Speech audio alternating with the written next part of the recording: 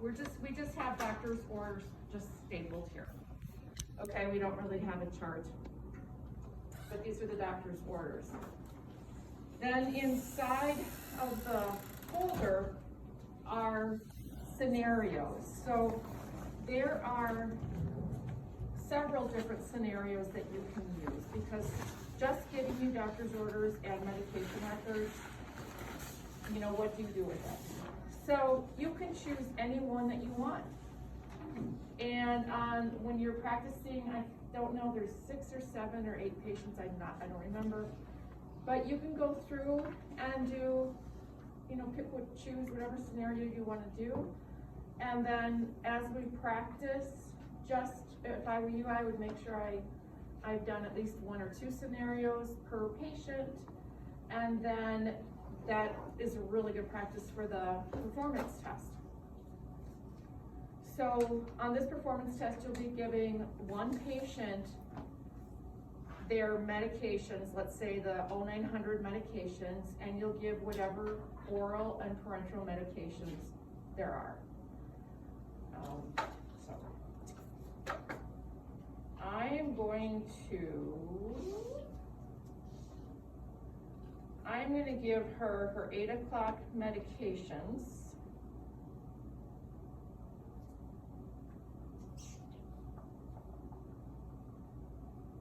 I'm going to give her 8 o'clock medications and something for an elevated temperature. And then we give you vital signs too. So I'm going to just change her vital signs a little bit, because I can do that. Okay, I don't want to waste all your tape or whatever. So, I know it's not tape, shut up. I'm really old, I told you. Rewind the tape now. I didn't mean shut up, I'm sorry. I meant it with love. Okay, so I'm just gonna set these in here because I don't really put these up in here.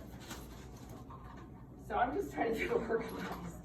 So what I have taken out of here, I have the doctor's orders, I have my little scenario that I'm going to do, and then I have, I hope you're all, I'm not used to people being so spread out. I have my MAR medication administration record, I have the scheduled one, which they're on every single day, and the PRN one, or non-scheduled, okay? I'm gonna have these out here. The ones the bars and ones chart data. Yeah. And then I'm gonna get out her drawer.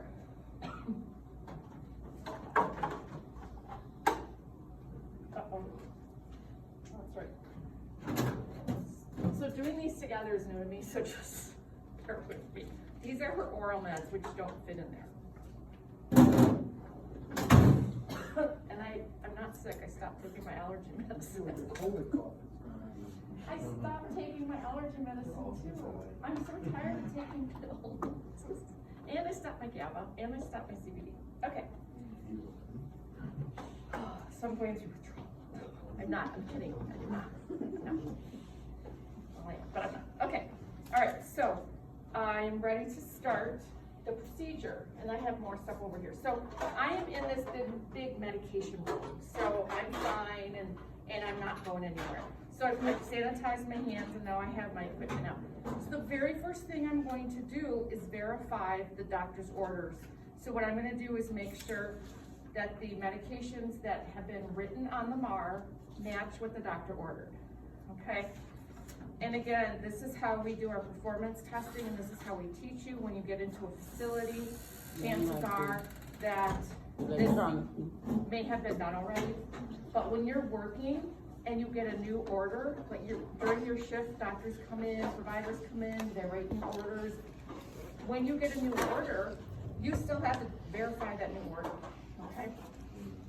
So it's real hard for you. I'm used to like a smaller lab.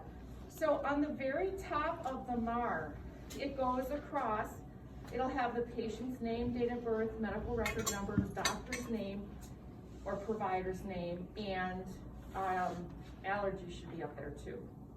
So what I'm gonna do initially with my non-scheduled and scheduled MAR is to make sure that it matches up with the patient's name, date of birth, medical record number, and doctor.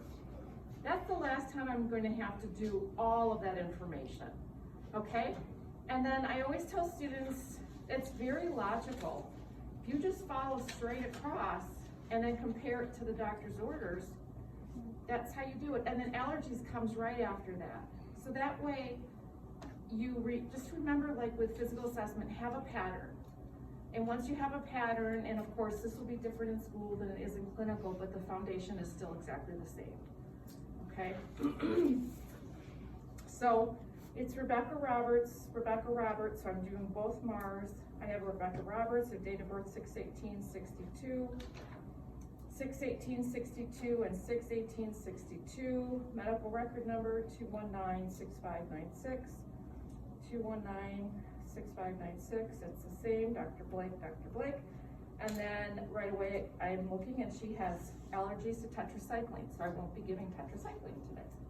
So I've made sure that I have the right MAR and the right chart. And now I'm going to briefly read, these are tiny little doctor's orders pages.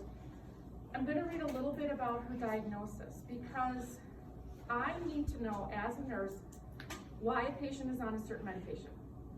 You just need to know that. Otherwise, when a patient asks you a question, why am I on iron? I don't know, the doctor just prescribed it. That's not a good answer. Why am I on iron? I have a right to know. And as a nurse, you need to know, oh, they have anemia, they're on iron, but now I need to look at other stuff.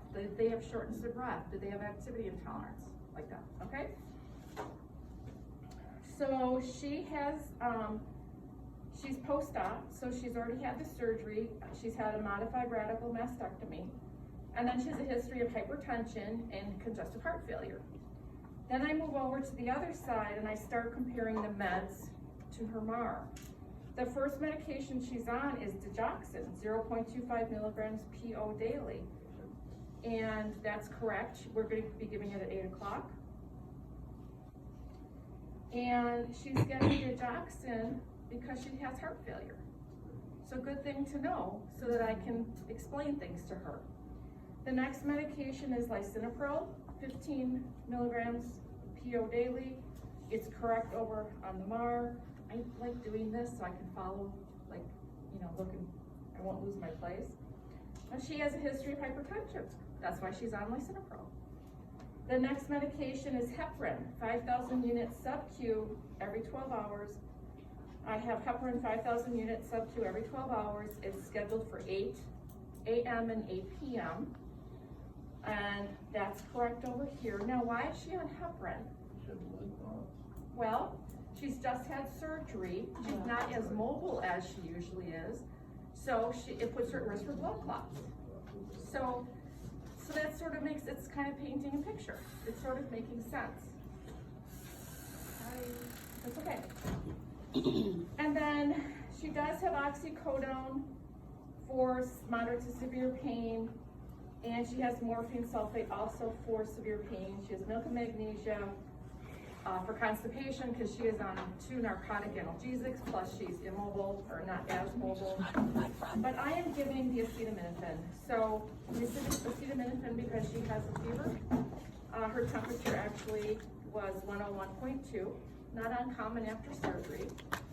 So we're going to be giving her acetaminophen, 650 milligrams PO every 4 hours as needed for mild pain or temp greater than 101. And it says here acetaminophen, 650 milligrams PO every 4 hours.